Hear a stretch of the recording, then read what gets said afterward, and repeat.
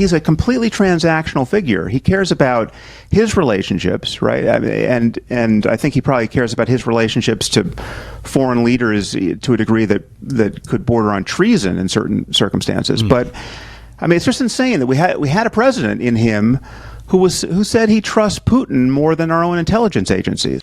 Today, I want to take a look at a debate between Sam Harris and Ben Shapiro that's a few weeks old. I think it is incredibly germane. Now, I don't agree with Ben Shapiro on almost anything. He singularly infuriates me.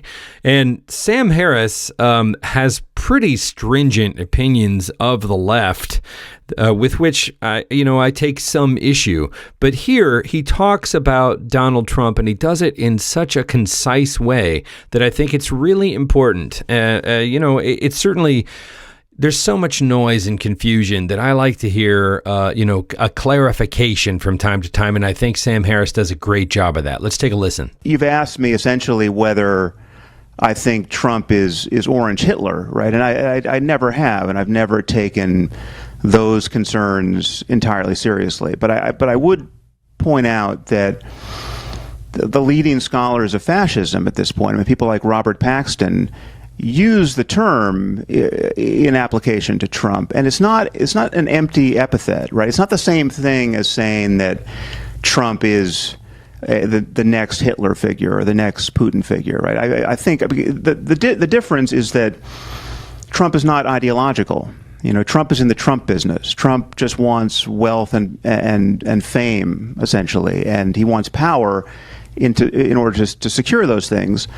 But I think there are very few people who think he wants to create the 1,000-year Reich. I mean, he wants to build condos and play golf, right? I mean, we're talking about a game show host, right, who got marketed for 12 years on television as a brilliant businessman, and half the country bought it, right? And a quarter of the country has rallied to him like he's the Messiah, and another quarter is willing just to look the other way as he desecrates the most basic norms of our democracy.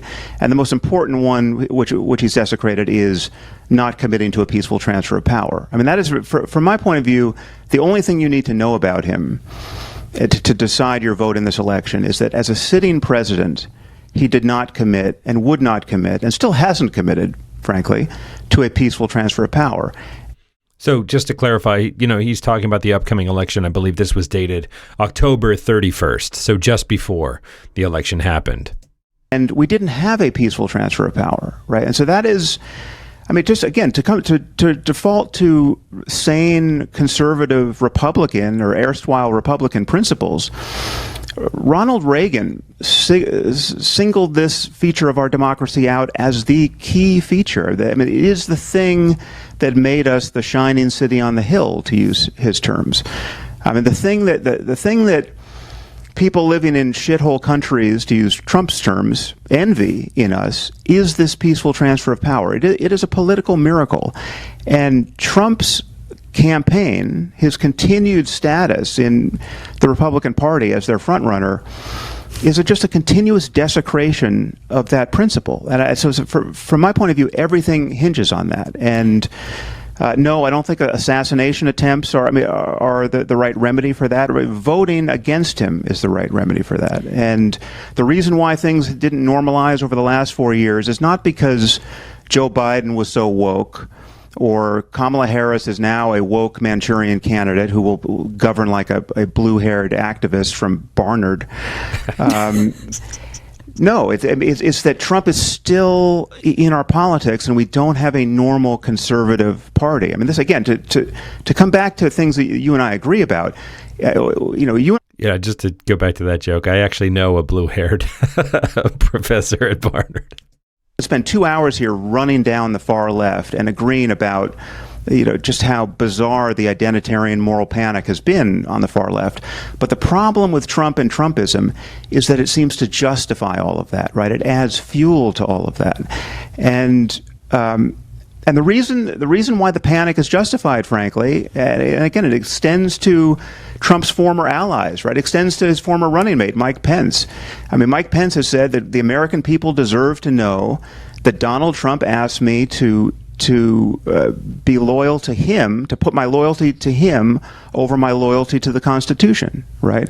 That is political plutonium, right? And we should and the Republican Party should recognize it as such. But what we have in the Republican Party is, as I said, a cult of personality and a loyalty test. And you have people like J.D. Vance and even Elon Musk bending the knee in this loyalty test in the most abject way, asserting that they believe the big lie that he really won or might have won the 2020 election. And this is not, it's just not normal, and it's not compatible with the norms of our democracy. And the sooner we wake up from this bad dream, the better. So again, you talk about the peaceful transition of power, which actually did happen because Donald Trump did leave office in January of 2021, and Joe Biden has been president mostly for the last 3.5 years, despite his mental ineptitude over the last. You cannot call January 6th a peaceful transfer of power. Well, that's not when the transfer of power happens. People don't leave office on January 6th. People leave office on January 20th. If Mike Pence had obeyed him, we would have had a genuine constitutional crisis. I agree. That is breathtakingly disingenuous from Ben Shapiro, and it's a great example of how we try and normalize the crazy. Which is, I think, that why Mike Pence did the right thing, and I think that what Donald Trump, the argument that Donald Trump was making between November and January was morally and legally specious. But with that said, there was a peaceful transition of power. But right now on the campaign trail, when Donald Trump is asked, and he was on Joe Rogan a few days ago, about the 2020 election, he still claims that he won the election. What do you make of that? I mean, I obviously disagree with him. I don't think that he won the 2020 election. Also, this is part and parcel. I wish it weren't. But it is part and parcel of a reactionary divide that has plagued our politics since before Donald Trump, Frank. But Donald Trump is not... Everything that Sam Harris has said up to this point is absolutely true about him. You can't just say politics has gotten awfully divisive and awfully crazy, so let's not be too hasty here. Donald Trump is actually unique in this sense in American politics. He is someone who does not respect those fundamental norms, as Sam Harris outlined, and you can't sort of brush that away. I mean, when Donald Trump won the election in 2016, we then spent 3.5 years of people claiming that Donald Trump was a Russian plant and had been bootstrapped into office by the Russians manipulating Facebook. This sort of election denialism is not. It is ugly. It is bad on both sides. It is. I won't even. There's very, very, very decent people on both sides, Ben. It doesn't exist on both sides. That's not true. I mean, it's not. If Donald Trump wins this election, I promise you will see election denialism on the left. That is incredibly similar to what you've seen from Donald Trump. I wanted to ask you that. This is a question. That absolutely has not come to pass. I'm not going to filibuster, Ben. I just want to ask you, if on election day we have a clear result, right? So there's a landslide in the swing states and someone really wins, right? If I told you that the losing candidate denied the results of the election and simply would not accept a loss and even appealed to their most fanatical supporters to come into the streets and just obviously provoked violence on the part of the mob, right? And said, and when asked, what about the Constitution? This candidate said, to hell with the Constitution. We don't have a country anymore. Which candidate am I conceivably talking about? Well, I mean, I think that, given Trump's rhetoric in 2020, obviously what you're talking about is Donald Trump. I don't think that's how it'd be phrased by Kamala Harris. I think that the way that would be phrased by Kamala Harris is more subtly. That Kamala Harris, if she loses in a landslide, you think there's a chance that she will not accept the results of the election? Forget about a landslide. How about a close election? Into the streets? How about a close election? Forget about a landslide, because a landslide the landslide just makes it perfectly clear. I'm telling you that. Why the necessity for that sort of clarity in an election that's 50-50? Why not actually pick a plausible scenario? The most plausible scenario is that she loses in a very tight election. It's all too and then plausible. She says there's been voter suppression, and then she suggests. It's all too plausible. Wow, this is actually painful to listen to now. Ben, it's all too plausible because currently the chance that there will be a landslide in the swing states is about 40%, even though we're at 50-50 between the two candidates. According to Nate Silver, there's a 40% chance that one of them runs the table in the swing states, right? So it's for sure that would be an electoral college landslide. We're not talking about a popular vote landslide in any case. No, right. But, so I'm talking about oh boy, clear result, right? Where no allegations of fraud are plausible. Okay, so the most obvious sort of rhetoric that would be used along those lines would be Trump's. And then the rhetoric that would be used on the other side if Trump wins would be that Trump has corrupted the system. The system has been so corrupted that people weren't able to vote properly in places like Georgia, which has been the claim that there was Jim Crow 2.0 in Georgia for years. There would be claims that Donald Trump was paid off by the billionaires, that there was foreign interference in the election. There would be all of these claims, right, and they would float around. Donald Trump has this is my original claim, Sam, is that Donald Trump is very obvious in his excesses. Democrats and the Democratic Party and Kamala Harris are much more, I would say, much more subtle in their excesses. But those excesses are no less dangerous for being more subtle. In fact, in some ways, I think they are more dangerous for being more subtle. Ben, you can't use a phrase like no less dangerous. Hillary Clinton conceded in 24 hours. That is less dangerous than this continuous provocation. Sam, I just disagree with you. I disagree with you. I think that the attempt by members of the media, by Hillary Clinton, who herself said that Donald Trump was illegitimately elected based on Russian interference in the 2016 election, was highly damaging. How long did she say that for? How long did she say that for? Does she still say that? I mean, she will. Yes, actually, she will still claim openly that there was manipulation that took place during that is true. That there was manipulation during the 2016 election. Are we saying that there wasn't? I'm telling you, this guy drives me up one wall and down the other. It's absolute BS, dude. Ben Shapiro. Take a look in the mirror, man. You're full of it. He says the sane thing to say is that there is continuous foreign interference in our elections, right? But that's always been the case. That's the double standard, Sam. Now you're proposing a double standard. When Hillary says it, it's totally subtle and fine. And when Trump says it in the most obvious, foolish way, then it's totally different. Ben, Sam, go ahead. You're just missing the relevant details here. Almost everyone thinks that there is continuous foreign interference in our elections.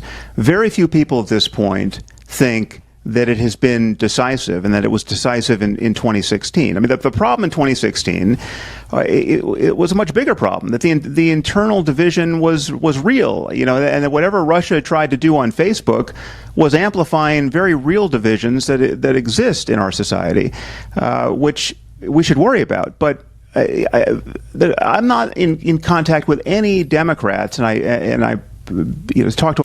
And just before he finishes his point here, that is precisely what Trump and his allies are doing, right? It's the Goebbels playbook. Divide and it goes back before Goebbels. It's divide and conquer, right? You have to divide and confuse. You have to get people arguing amongst themselves. I'm red state. I'm blue state.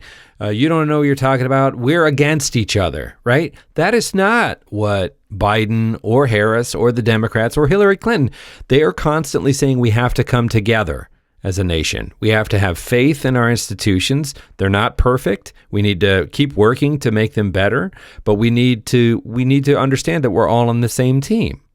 It is Trump that is the one that is saying the enemy within and, the radical left, et cetera, the immigrants among us, the murderers and rapists. He is the one that is dividing the country, right? He's not a uniter. And so to put them on equal footing is absolutely absurd.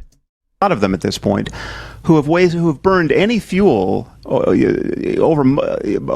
even weeks, much less months or years, worrying that Trump's first term was totally illegitimate because the election was hacked, and I mean what really happened. I mean there were things that seemed decisive that one could regret, like Comey opening the email investigation 10 days before the election, and that functioning effectively as a kind of October surprise, right? I mean nothing came of it, but it seemed decisive in terms of her poll results in those last weeks, but.